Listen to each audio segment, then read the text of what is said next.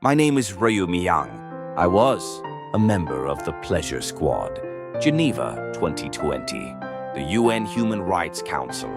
Hundreds of eyes fix on a young woman standing at the podium. Her hands tremble, but her voice does not. Today, I will tell you the story of what it cost me to survive. Cut to 5 years earlier, Pyongyang, spring 2015. Comrade Ryu Mihyang, step forward. Inside the Mansudi Art Troupe rehearsal room, Mihyang was drenched in sweat from hours of ballet practice. 16 years old, one of Pyongyang's most talented dancers. 165 centimeters tall, pale skin, perfectly balanced posture, and above all, her songbun, her family background. Your grandfather was an anti-Japanese partisan hero, wasn't he? Yes, sir. The instructor's eyes gleamed with satisfaction. Congratulations, comrade. The state has chosen you. That evening, Mihyang told her mother she had been selected for a special art troupe. Her mother cried. Mihyang couldn't tell if it was joy or sorrow. Mom, why are you crying? Isn't this good news? Her mother didn't answer. She just hugged her daughter tightly as if it were the last time. The training center, on the outskirts of Pyongyang, in a facility that didn't exist on any map. Mihyang arrived with 15 other girls, all between 16 and 20. All from loyal families, all beautiful. There are only 2 ways out of here, the instructor said. With the Supreme Leader's permission or in a coffin. That night, lying in her bunk, Mihyang whispered to herself, "This isn't a troop. It's a prison." The training was brutal. Wake up at 5 a.m. 6 hours of dance, 3 hours of singing, 2 hours of ideology class, and the most important lesson, how to smile. When you stand before the Supreme Leader, you must never show your true face. Even if you're sad, you smile. If you're in pain, you smile. Fear is treason.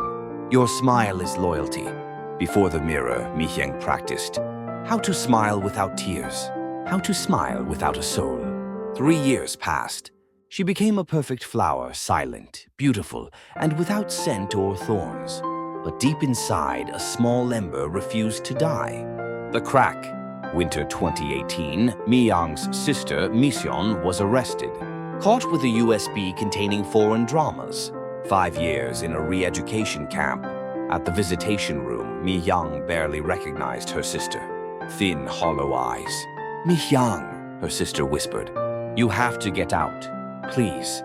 "Sis, what are you saying? I live well. I get proper rations." "That's not privilege," Mihyang said, her lips trembling into a sad smile. "You're their doll, a living doll." That night, Mihyang thought for the first time about escape. Dandong, China, April 2019, Mihyang's chance came. She was chosen to perform at a secret event for high-ranking North Korean officials. "This mission is an honor," her handler warned, "but security will be tighter than ever." For 6 months, she had prepared, secretly learning Chinese, memorizing a broker's phone number, sewing a small gold ring into her underwear. A ring her sister had given her in secret. A luxury hotel in Dandong, room 1402, 14th floor. 4 girls shared the room, 2 guards outside. Tonight, she thought, or never. After the performance at 2 a.m., Mihyang rose quietly. One guard was dozing in a chair. She tiptoed toward the stairwell. Creak, the emergency door groaned. The guard stirred. Then his head dropped again. Mihyang ran. 14 floors. 13. 12. Her legs shook, but she didn't stop.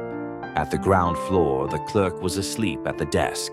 She slipped out through the side door. The air was freezing, but it smelled like freedom. The broker. You're from the Pleasure Squad. The first broker, a middle-aged Korean-Chinese man, waited behind the hotel. "Yes, you'll be paid well for helping me." "My testimony." "Value?" he laughed. "Do you even know how much your head is worth? North Korea wants you back badly." Mihyang stepped back. "You think I'll send you to South Korea?" "No, girl. You're worth far more somewhere else." She ran. Through alleys, across streets, breath burning her throat. That night, she slept in a public restroom, shaking until dawn, hiding. The second broker led her to an old woman's house in the countryside. 100 yuan a month, the woman said. I'll feed you, but never go outside. In the attic without windows, Mihyang hid for 6 months. By day, she studied Chinese. At night, she thought of her family, her mother, her sister, her dead friend, Sun Hua. One morning, the old woman spoke quietly. Child, because of you, 2 others were caught. Mihyang froze. The police are hunting escapees like you. Your photo's on the wall. The woman showed her a torn wanted poster. Defector from the pleasure squad, Ryu Mihyang. Reward 50,000 yuan. From that night, Mihyang slept inside the wardrobe. Betrayal and chase. December 2019, pre-dawn. Bang! Bang! Bang! Open up! Public security! The old woman's voice trembled. Yes, I'm opening. Through the crack, Mihyang saw 2 officers, and behind them, the second broker. He had betrayed her. Search the attic. Footsteps on the stairs. Mihyang bolted through the back door. To the river, the old woman whispered. She ran barefoot through the snow. The temperature was -15. Flashlights behind her. Stop! Don't move! Ahead lay the frozen 2-man river. Beyond it, freedom. She slid down the embankment. The border between life and death. The ice was thinner than it looked. She slipped, fell, rose again. Stop or we shoot! She ran faster. Crack, a small sound, but she knew. The ice was breaking. No, please, no! Crack! The world vanished into black water. It was colder than death. Water filled her lungs. She clawed upward, but ice blocked every direction. So this is how it ends. Her vision dimmed. Her mother's face appeared. Her sister's voice. The blue sky of Pyongyang. Then a hand. A hand reached into the water. Hold on! Hold on! A man's voice. Mihyang grabbed with the last of her strength. She was pulled out, coughing and gasping for air. You're alive. You're safe now.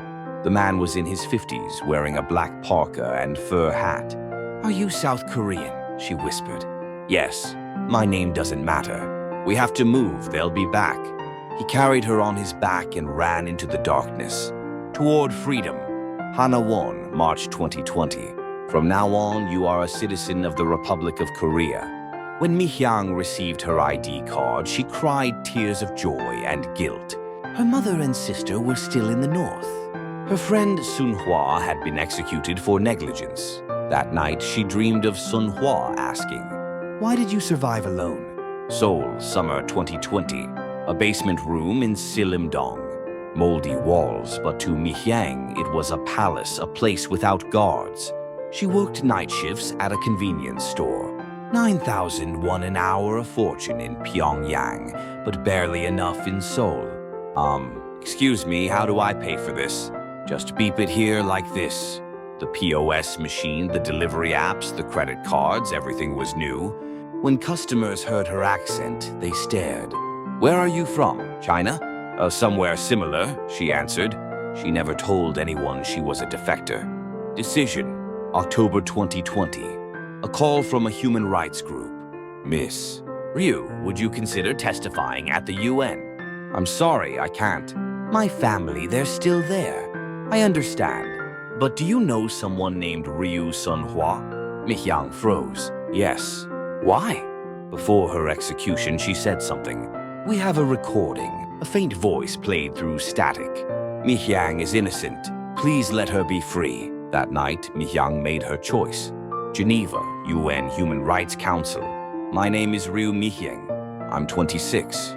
A former member of North Korea's pleasure squad. Cameras flashed. Her hands trembled, but her voice grew stronger.